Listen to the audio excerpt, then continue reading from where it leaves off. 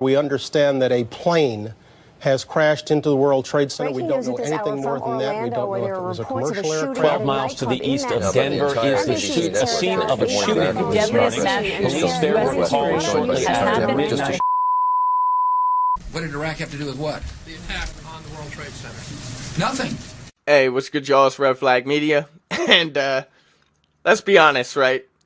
As soon as you heard the Earth is like a huge, misshapen asteroid floating in space, you already knew these people were not on our side. Okay, let's not pretend. I'm gonna catch a lot of flack for saying this, but maybe save for the first hour, okay?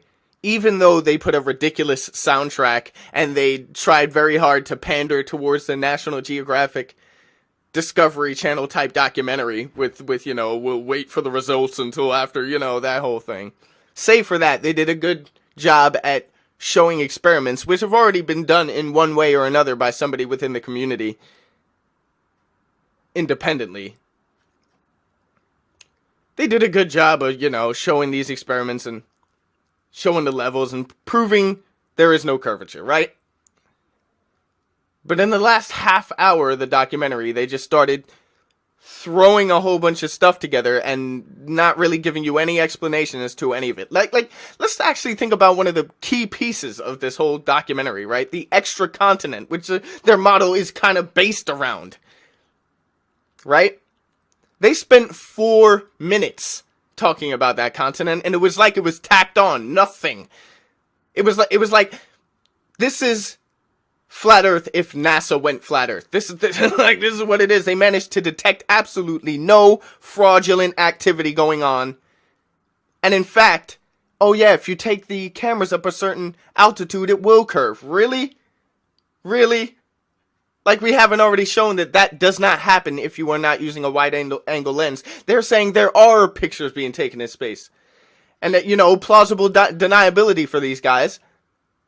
Oh, we just didn't know it because it already curves over there, and, you know, we just thought it was this Van Allen thing, but it turns out the Earth was flat. Oh, who knew? You know?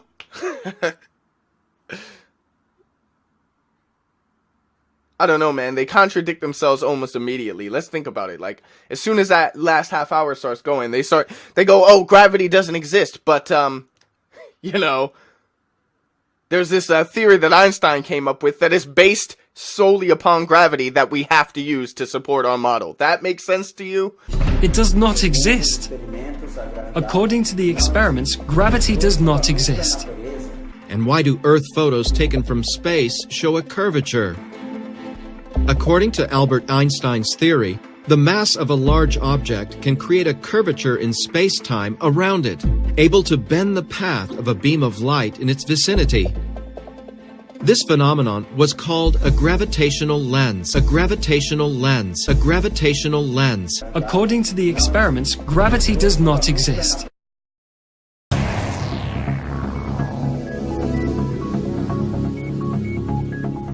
That doesn't make sense to me.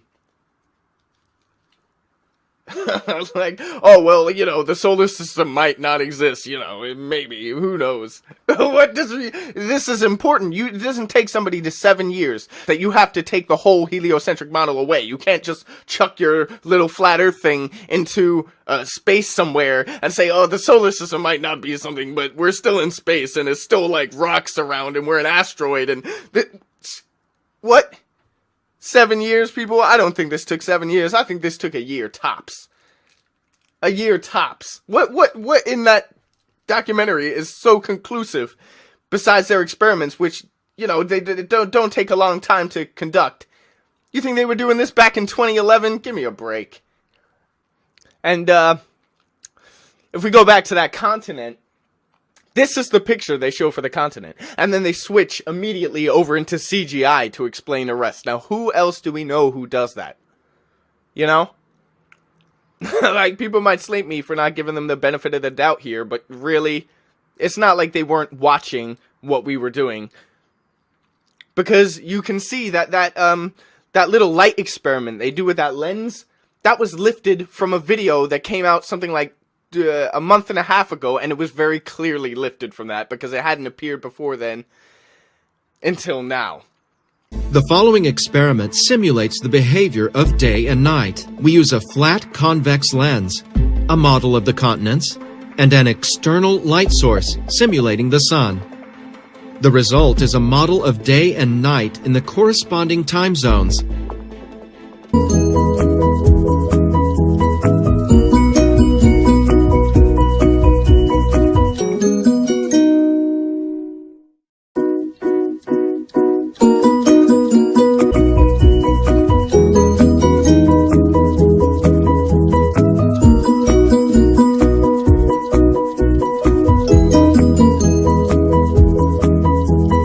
So, you know, I mean, you can disagree with me. I don't mind. I'm just putting my opinion out there. This isn't for, you know, to try and sway anybody's opinion. If you thought it was great, cool. But I just think it was a clear misrepresentation of the model. And, you know, they can do what they want from that. But it's not going to go anywhere good. Red Flag Media, I am out.